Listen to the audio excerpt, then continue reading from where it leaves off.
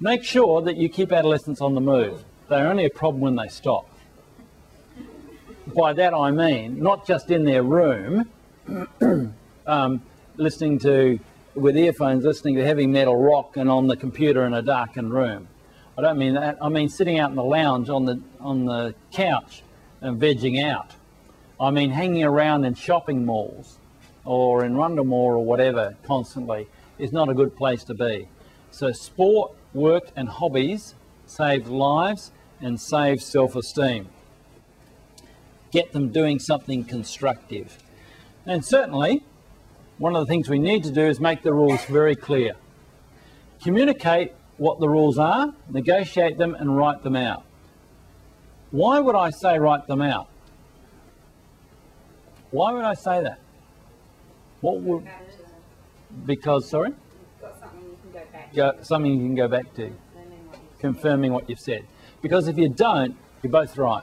Exactly right. If you don't, there are more arguments about what someone was supposed to have said or the deal was supposed to have been than I know of. More arguments over that, and it erupts into World War III. Don't go there. Right, in fact, there is a contract, as I recall, at the back. Yeah, there is.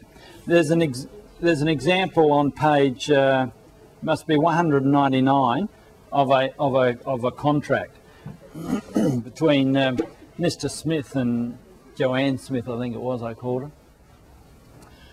Number 5, be upfront about puberty. Don't go to water, as the saying goes, where you're afraid to discuss sexual things. Don't let your own hang-ups be passed on to your children.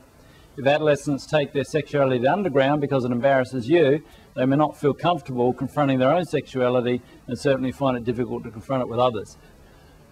I certainly remember the story about the mother who was really quite delighted because the little Johnny started to talk and started to have the use of language, and he learnt to say ear, and it was ear, and it was a bit of a game with ear, and he'd make the noise ear and pull his ear, and everyone laughed, and you'd ring up grandma and say, guess what, little Johnny's got his ear and he's playing, and then nose, and it was, everyone would talk about little fact that Johnny was learning these names, and then little Johnny found something else.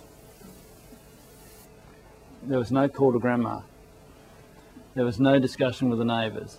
There was nothing of that sort. So little Johnny suddenly worked out very clearly that somehow or other this was naughty.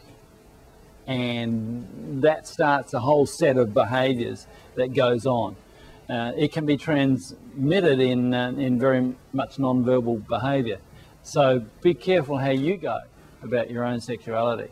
Can I ask another question? Yes. Just because we're about to get into this phase, and I don't know if it's better with 2 boys and a girl and with the eldest being a boy, is it better that Dad sits him down and talks about puberty? Because quite frankly, I couldn't really tell him about wet dreams. Dad could. Yeah.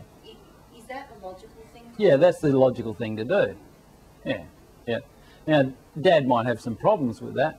I remember I got the big lecture on a country trip. It was just me and Dad, and we were up in a caravan somewhere in Port Hughes or whatever, and Dad had to take me into the town for shopping. I don't know why, but that's where I got the big talk.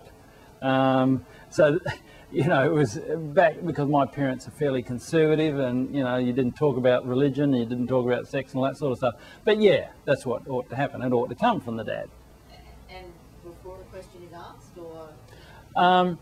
Certainly start to raise it, because the adolescent's going to know anyway, and they're going to hear lots of stories from their own peers, and they're going to make it up if they don't hear the truth.